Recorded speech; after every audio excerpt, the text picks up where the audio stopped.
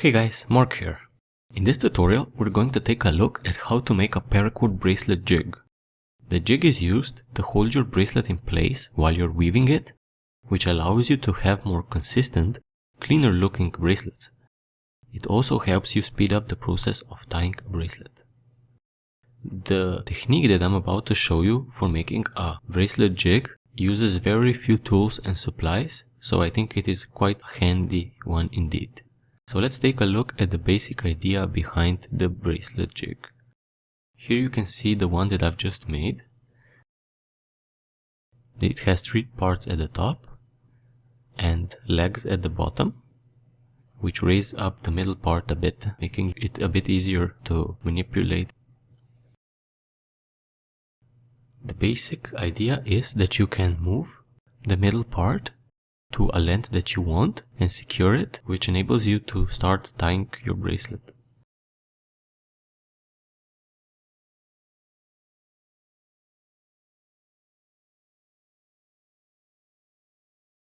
Here is how a bracelet that is hooked up to a jig looks like, and if we remove it, we can see the basic parts of the jig, which are the top and middle part, as well as the center, which holds the jig together.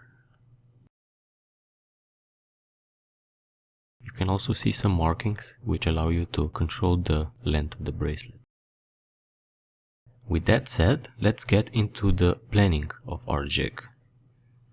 The 2 most important aspects of a jig are its width and length.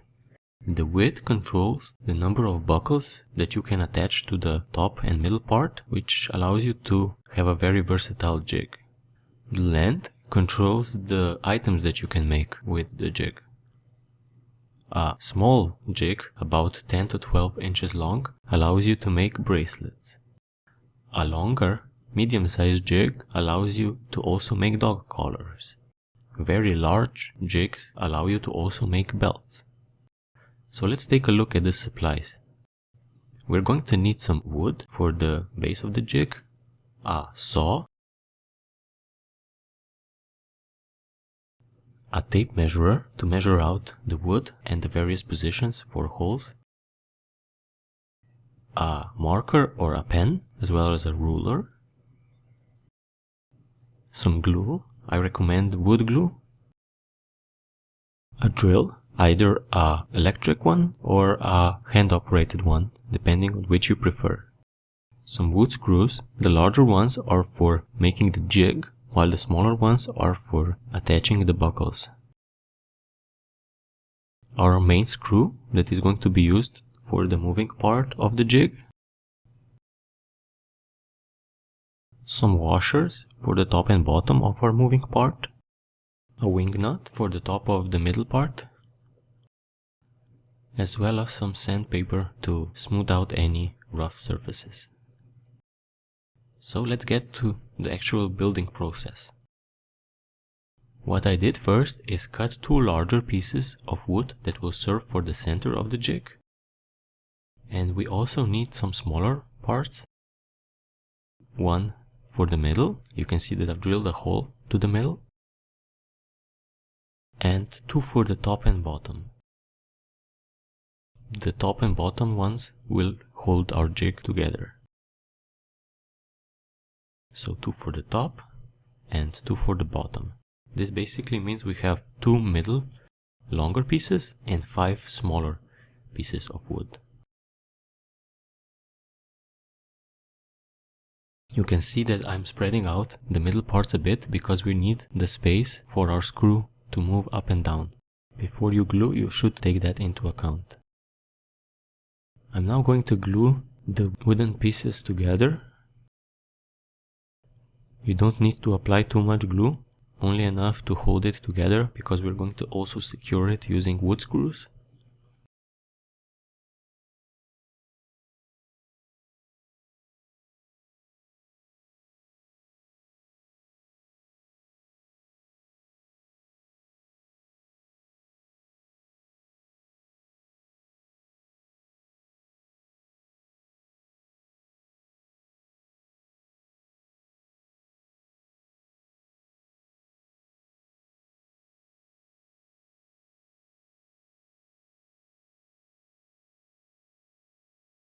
I'm going to glue all the items together off camera, and I'll be back in a moment to show you how to continue.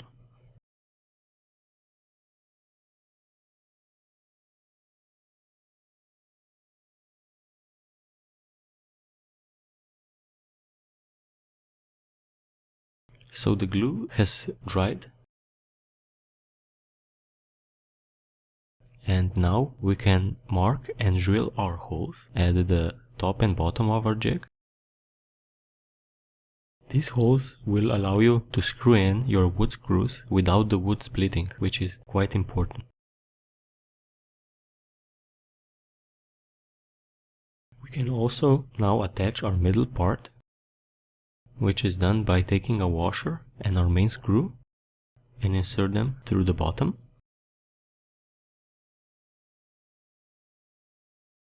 We then place our middle wooden part over the screw and lock it off with another washer and a wing nut.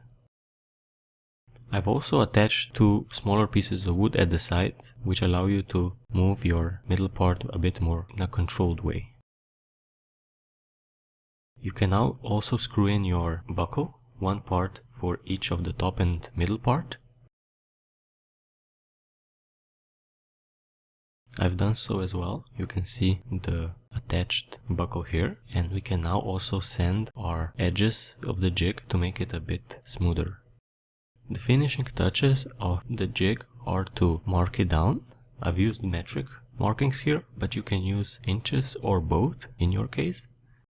And the last thing we need to do is apply some sort of protection for the wood. I like to use linseed oil. You can use other finishings as well. I like it because it's natural. So guys, thank you for joining me in this tutorial. I hope that the jig will serve you well in your projects. See you next time.